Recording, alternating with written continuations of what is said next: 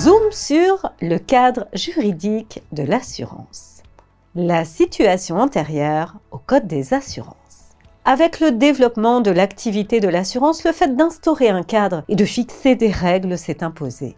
Ceci afin de protéger les assurés et de réglementer les sommes collectées par les assureurs. Avant l'apparition du Code des assurances, plusieurs textes avaient été adoptés. Le premier texte réglementant la constitution de sociétés d'assurance en 1868, la loi du 13 juillet 1930 relative au contrat d'assurance terrestre, les décrets du 14 juin et du 30 décembre 1938 relatifs à la création et au fonctionnement de toute société d'assurance, l'établissement des statuts vie et IARD des agents généraux d'assurance en 1949 et 1950, puis enfin la loi du 27 février 1958 relative à l'obligation d'assurance responsabilité civile automobile.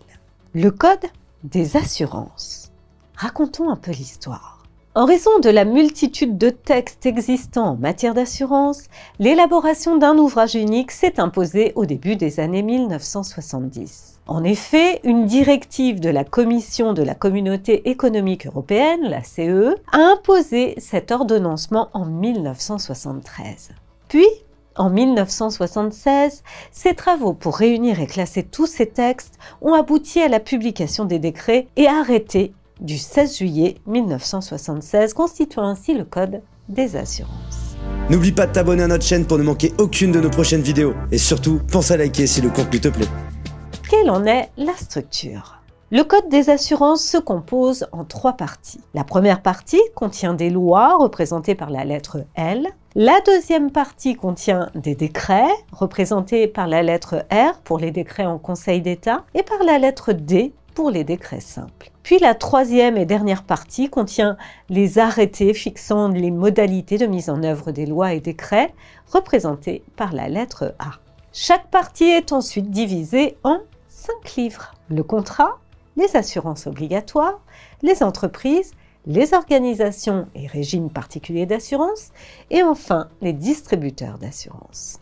Puis chaque livre est divisé en titres, chaque titre est divisé en chapitres et enfin, chaque chapitre est divisé en articles. Ce qui fait que la référence de chaque texte se compose d'une lettre suivie de 4 chiffres. Nous pouvons citer en exemple l'article L 125-1 ou l'article R 211-5.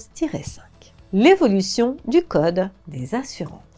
Depuis sa création en 1976, le Code des assurances a contenu beaucoup de modifications et de compléments. Nous pouvons citer notamment la loi du 31 décembre 1989, dite loi Bérégovoy, relative aux dispositions du contrat d'assurance et au contrôle des sociétés d'assurance. Également la loi du 1er août 2003, dite loi de sécurité financière, réformant le système de contrôle des sociétés d'assurance. Ou bien la loi du 15 décembre 2005, dite loi des DAC, modifiant la réglementation des intermédiaires d'assurance. Et enfin, l'ordonnance du 16 mai 2018 relative à la distribution d'assurance, transposant la directive du 20 janvier 2016 sur la distribution d'assurance, portant révision de la directive intermédiation en assurance, la DIA.